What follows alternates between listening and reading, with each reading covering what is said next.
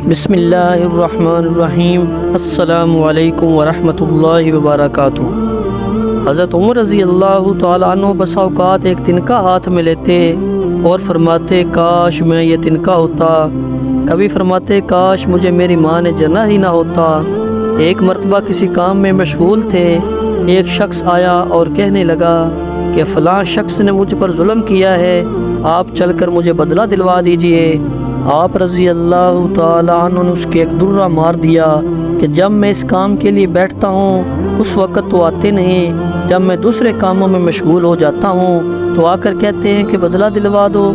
وہ شخص چلا گیا۔ آپ رضی اللہ تعالیٰ عنہ نے آدمی بھیج کر اس کو بلوایا اور درہ اس کو دے کر فرمایا کہ بدلہ لے لو۔ اس نے عرض کیا کہ میں نے اللہ کے واسطے معاف کیا۔ گھر تشریف لائے، 2 رکعت نماز پڑھی، اس کے بعد اپنے آپ کو خطاب کر کے فرمایا اے عمر تو کمینہ تھا، اللہ نے تجھ کو اونچا کیا، تو گمراہ تھا، اللہ نے تجھ کو ہدایت کی، تو ذلیل تھا، اللہ نے تجھے عزت دی، پھر لوگوں کا بادشاہ بنایا۔ اب ایک شخص آ کر کہتا ہے کہ مجھے ظلم کا بدلہ دلوا دو تو اس کو مارتا ہے، کل کو قیامت کے دن اپنے رب کو کیا جواب دے گا؟ بڑی دیر تک اسی طرح اپنے آپ کو ملامت کرتے رہے۔ آپ رضی اللہ تعالیٰ عنہ کے غلام حضرت اسلم رضی اللہ تعالیٰ عنہ کہتے ہیں کہ میں ایک مرتبہ حضرت عمر رضی اللہ تعالیٰ عنہ کے ساتھ حرہ کی طرف جا رہا تھا۔ ایک جگہ آگ جلتی ہوئی جنگل میں نظر آئی۔ حضرت عمر رضی اللہ تعالیٰ عنہ نے فرمایا کہ شاید یہ کوئی قافلہ ہے جو رات ہو جانے کی وجہ سے شہر میں نہیں گیا، باہر ہی ٹھہر گیا، چلو اس کی خیر خبر لے، رات کو حفاظت کا انتظام کریں۔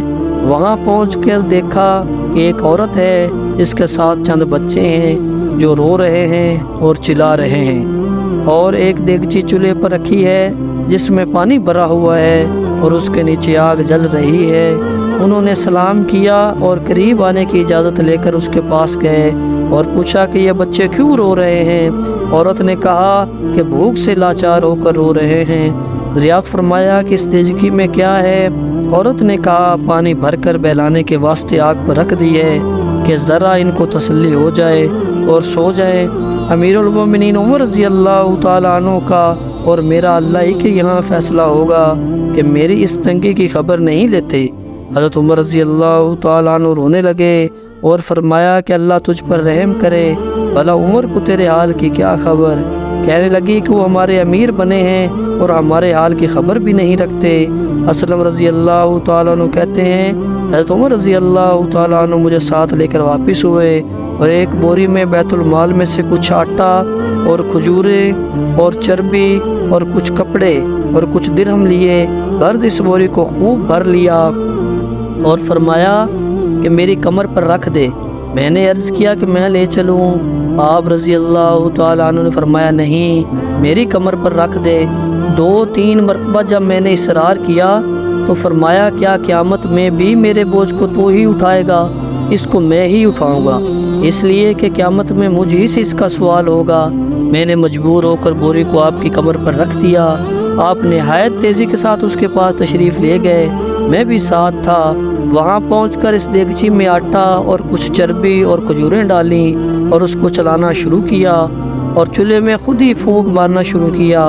اسلم رضی اللہ تعالیٰ عنہ کہتے ہیں کہ آپ رضی اللہ تعالیٰ عنہ کی گنجان داڑھی سے دھواں نکلتا ہوا میں دیکھتا رہا حتیٰ کہ حریرہ سا تیار ہو گیا۔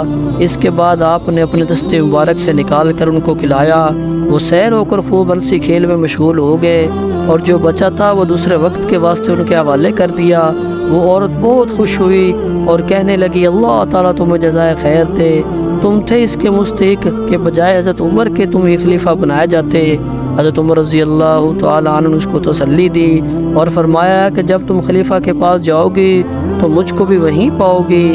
حضرت عمر رضی اللہ تعالیٰ عنہ اس کے قریب ہی ذرا ہٹ کر زمین پر بیٹھ گئے اور تھوڑی دیر بیٹھنے کے بعد چلے آئے اور فرمایا کہ میں اس لیے بیٹھا تھا کہ میں نے ان کو روتے ہوئے دیکھا تھا، میرا دل چاہا کہ تھوڑی دیر ان کو ہنستے ہوئے بھی دیکھو۔